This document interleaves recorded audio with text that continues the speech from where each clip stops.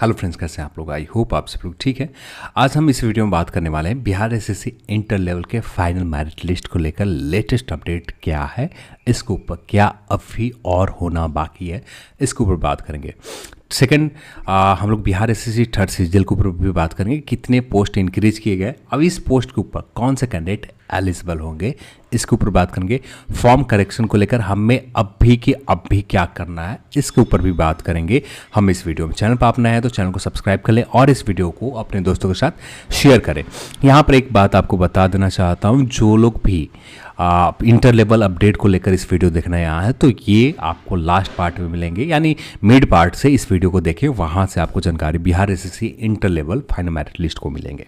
अब आते हैं इंडिया सीजल के अपडेट के ऊपर। यहाँ पर कल के दिन एक ऑफिशियल नोटिफिकेशन डाले गए थे, तो वहाँ पर आप 19 मई 2022 को देख सकते हैं। अब यहाँ पर जो किया गया ना कि एक कुछ नए पोस्ट को ऐड किए गए जो 19/5/2022। अब यहाँ पर जो आपको अप्लाई करने की जो अंतिम तिथि है 1 जून 2022 और यहाँ पर जो पहले थे 15 मई 2022 तक लास्ट तिथि थी। यहाँ पर 61 रिक्तियाँ बढ़ाई गई है और जो रिक्तियाँ बढ़ाई गई है उद्योग विस्तार पदाधिकारी के लेवल 7 का पोस्ट है। यहाँ पर टोटल से पोस्ट जो ऐड ऑन किए गए 61 पोस्ट को वैकेंसीज बढ़ाई गई है। यहाँ पर 23 पोस्ट है जनरल के लिए, 5 पोस्ट है ईडब्ल्यूएस के लिए, 13 पोस्ट है बीसी कैटेगरी के लिए, 9 पोस्ट है ईबीसी के लिए और 9 पोस्ट है अनुसूचित जाति के लिए, एससी के लिए। एसटी के लिए यहाँ पर एक भी पोस्ट नहीं है। फिर इसके बाद बात करें पिछड़े वर्ग महिलाओं के लिए 2 पोस्ट है और कुल पदों की संख्या 61 बढ़ा दी गई। अब यहाँ पर न्यूनतम शैक्षणिक योग्यता की बात करें 45% अंक के साथ आपका ऑनर्स सब्जेक्ट होना चाहिए, इस बात को आपको ख्याल रखनी पड़ेगी। यहाँ पर नहीं तो कुछ लोग कमेंट करते हैं कि तो मैं तो बीटेक किया है, यहाँ पर पूरा साइंस ही भरा पड़ा है, तो कुछ लोग कहेंगे भैया मैंने फिजिक्स से किया, मेरे सब्सिडी सब्जेक्ट मैथ्स है तो मैं इसके ऊपर एलिजिबल हो जाता हूँ। ऐसा कुछ नहीं होता। यहाँ पर बात की जा रही है आपकी ऑनर्स सब्जेक्ट का, जो मेन स्ट्रीम में सब्जेक्ट आता है, इस सब्जेक्ट का ऑनर्स जो होना चाहिए, वाणिज्य यानी कॉमर्स होना चाहिए या इकोनॉमिक्स होना चाहिए या मैथ्स से आपने किया हो या सांख्यिकी से आपने किया, तब जाकर इस पद के लिए आप एलिजिबल होंगे, नहीं तो आप इस पद के लिए एलिजिबल नहीं है। सिर्फ वही समान प्रशासन जो आपका बेसिक पद है सचिवालय सहायक, उसी पद के ऊपर आप एलिजिबल होंगे। तो यहाँ पर इस बात को आपको ख्याल रखना है। तो यहाँ पर 61 पोस्ट बढ़ाए गए। अब यहाँ आयोग के द्वारा यहाँ पर किसी भी तरह की छूट नहीं दी गई है। सभी कैटेगरी के लिए, आप किसी भी कैटेगरी में आते हैं, आपका 45% अंक होना चाहिए स्नातक में इन सब्जेक्ट में, वाणिज्य, कॉमर्स, इकोनॉमिक्स, मैथ्स, स्टैटिस्टिक्स। तो यहाँ पर आपको 45% अंक होना चाहिए, तभी जाकर आप इस पोस्ट के लिए एलिजिबल होंगे। यहाँ पर पहले जो वैकेंसी थे 2187 वैकेंसी थे, अब जो 21 वैकेंसी बढ़कर हो गए 2248 वैकेंसी बढ़कर हो गए। तो यहाँ पर वैकेंसीज अब बढ़ा दी गई है।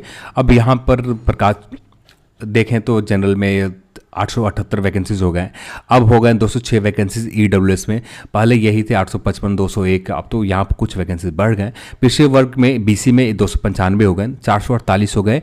ईबीसी के लिए, एससी की बात करें 344 वैकेंसीज हो गए, एसटी में 5 वैकेंसीज है और पिछले वर्ग महिला के लिए 71 वैकेंसीज है। टोटल 42 वैकेंसीज हो गए हैं स्वतंत्रता सेनानी परिवार के लिए। और दिव्यांगजन के लिए 83 वैकेंसीज टोटल कंप्लीट है। तो यहाँ पर 83 वैसे कैंडिडेट जो दिव्यांगजन आते हैं उनके लिए टोटल वैकेंसीज यहाँ पर हो गए। अब बात करते हैं पोस्ट, आपका जो फॉर्म है इसको करेक्शन को लेकर क्या करना चाहिए। तो यहाँ पर बहुत सारे लोग सीधे हाई लेवल पर अभी स्टार्टिंग करते रहे, तो यहाँ पर आपका फर्स्ट स्टेप होना चाहिए आयोग को इस बात से अवगत करवाना। तो यहाँ पर अवगत कैसे करवा सकते हैं, तो यहाँ पर आयोग को एक एप्लीकेशन लिख सकते हैं। एक बहुत कारगर और बेस्ट ऑप्शन सभी कैंडिडेट के पास होता है। बस आपको ये करना है कि बड़े नंबर में जिनको भी दिक्कत है कि यहाँ पर फॉर्म फिल करने में जो भी गलती हुए, चाहे भी आपको आप ईबीसी में आते हैं, बीसी सेलेक्ट कर रखा है, यहाँ पर अब कोई ऑप्शन नहीं है कि आपको आप सुधार भी कर सकते हैं। जब सुधार करने के लिए मौका आयोग के द्वारा दी जाएगी उसी समय सुधार कर सकते हैं। सेकंड फॉर्म आप फिल करते हैं तो आपको रिजेक्ट कर दिए जाएंगे, इस बात को भी ख्याल रखना है। आप एग्ज़ाम तो आपको देने का मौका मिल जाएगा, पर जब फॉर्म जब एग्ज़ाम का रिजल्ट आएगा उसी समय फॉर्म आपका चेक किया जाएगा, तो वहाँ पर आपका फॉर्म कैंसिल किए जाने की संभावना मैक्सिमम रहेंगे। दोनों फॉर्म को आपको कैंसिल कर दिए जाएंगे, तो इस बात को आपको ख्याल रखना है। तो फॉर्म करेक्शन को लेकर सिर्फ आप भी का काम करना, एप्लीकेशन लिखना। मेल करना शॉर्ट टर्म होता है, मेल आयोग पढ़ता भी है नहीं पढ़ता है, तो ये चेक भी कभी कभी मेल चेक किए भी जाते नहीं किए जाते, पर जो आप एप्लीकेशन आयोग के ऑफिस पे कार्यालय के एड्रेस के ऊपर आप लिखोगे तो यहाँ पर इसका एक एविडेंस आपके पास भी रहेगा कि हाँ, मैंने आयोग को इस बात को अवगत कराने के लिए एक लेटर लिखा है। अब यहाँ पर इस बात को अवगत करवाने के लिए बिहार एसएससी को एक एप्लीकेशन आपको लिखना चाहिए। आयोग के ऑफिस भी जाना भी ठीक है, बहुत सारे लोग ऑफिस जा रहे हैं तो आप ऑफिस भी जा सकते हैं, पर उससे ज़्यादा ऑफिस में आपको इसका सॉल्यूशन बहुत तुरंत आपको मिलेगा नहीं। तो इसके लिए सबसे बेस्ट ऑप्शन अभी के लिए है कि आप फॉर्म करेक्शन को लेकर एप्लीकेशन लिखें। फिर इसके बाद आता है आप प्रोटेस्ट कर सकते हैं कि फॉर्म करेक्शन के लिए आयोग यहाँ पर लिंक एक्टिवेट करे, लिंक दे, तो यहाँ पर फिर से दिए जाएंगे। वो सेकंड ऑप्शन में आता है। तो फर्स्ट ऑप्शन आपके पास यही है कि इसको लेकर आप आयोग को एप्लीकेशन लिखना पड़ेगा, आपको लिखना पड़ेगा, तब जाकर यहाँ पर फॉर्म करेक्शन के लिए आपको दी जाएगी। जो भी आपने गलती कर दिया उससे अभी के लिए तो कोई सुधार नहीं किए जा सकते। तो आप इसको लेकर बहुत ज़्यादा कमेंट है, थोड़े बहुत नहीं है, भरे पड़े कमेंट है, और किसको रिप्लाई देना है किसको नहीं दे पाना है, तो ये बहुत मुश्किल काम हो रहा है। क्योंकि उस सेपरेट वीडियो में मैंने इस चीज़ को क्लियर बता रखा है कि अभी के लिए आपको इग्नोर करना पड़ेगा, इसको क्या हो सकता है पॉसिबिलिटी, उसके ऊपर भी बात कर रखी है।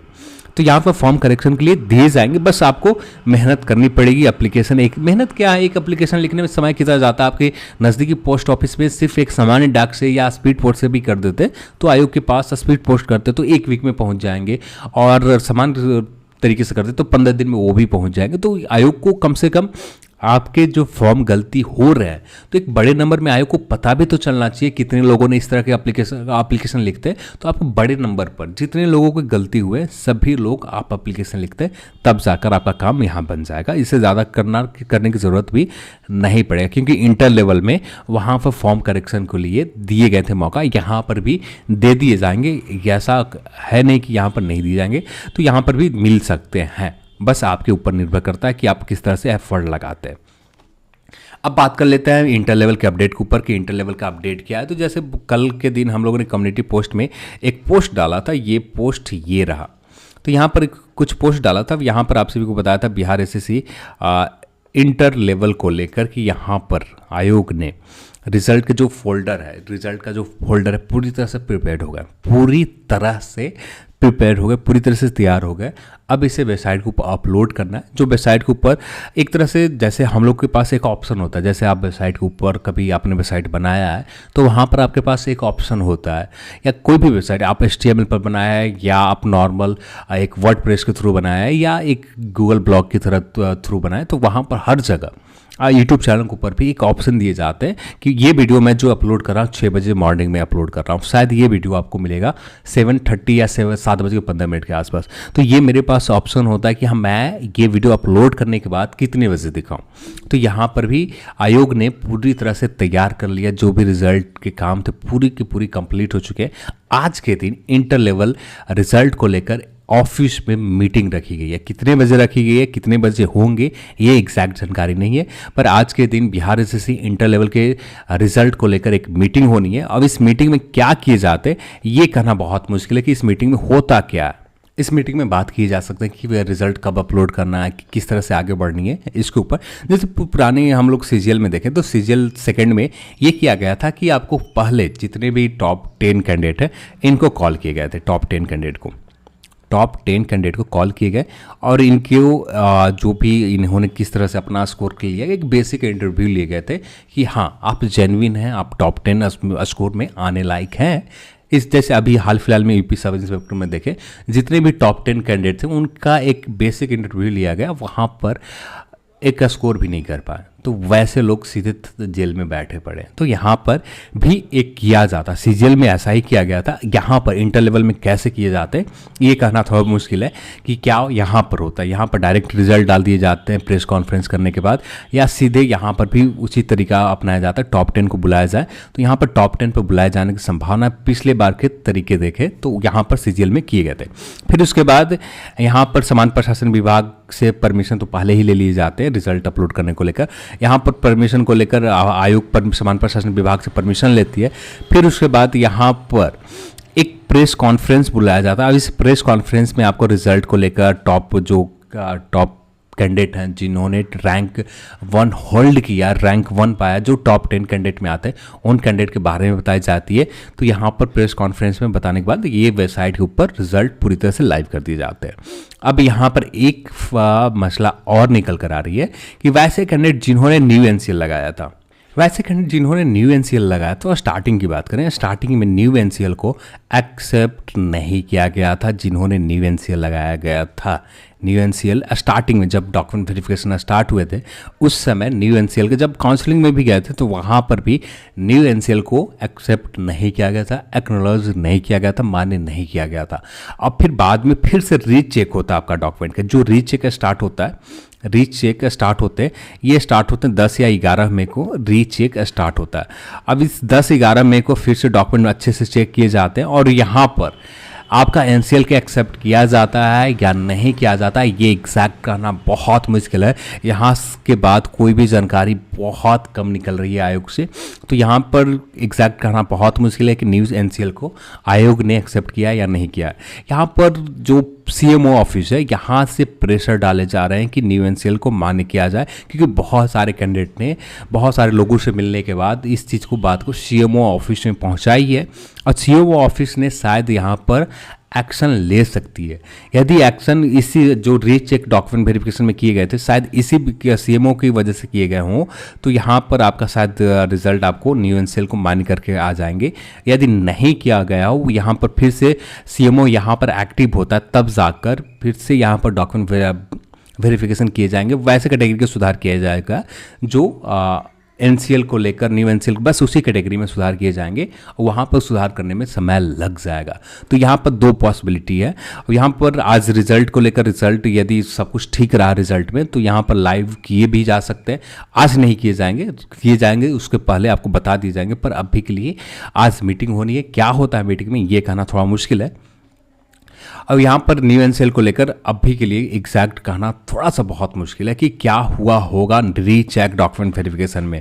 यहाँ पर न्यू एनसीएल को मान्य किया गया है या नहीं किया गया, ये किसी को जानकारी नहीं, ये आयोग ही जानता है और इसको लेकर आयोग ही बता पाएगा कि इसको लेकर क्या किए गए थे। अब यहाँ पर जो भी काम आता है रिजल्ट को पब्लिश करना, और रिजल्ट पब्लिश करने को लेकर आज मीटिंग होगा। अब इसके बाद ही एग्जैक्ट जानकारी निकल पाएगा क्या होते हैं।